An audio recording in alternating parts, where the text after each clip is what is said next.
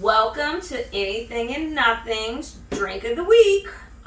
This week I decided to keep it simple, and I thought I had made this before, but I apparently made a Tennessee Mule before. This week we're doing a Moscow Mule. Vodka, ginger beer, and lime juice is all you need. So I'm going to start with the vodka. I'm going to do 2 ounces.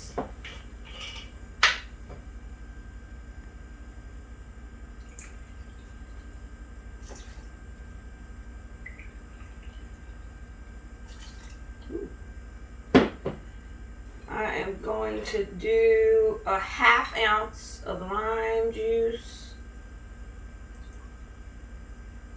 And then you just top with ginger beer is what I'm topping it off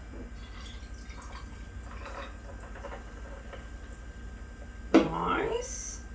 And then put a little lime wheel. Boop. And voila! Moscow Mule.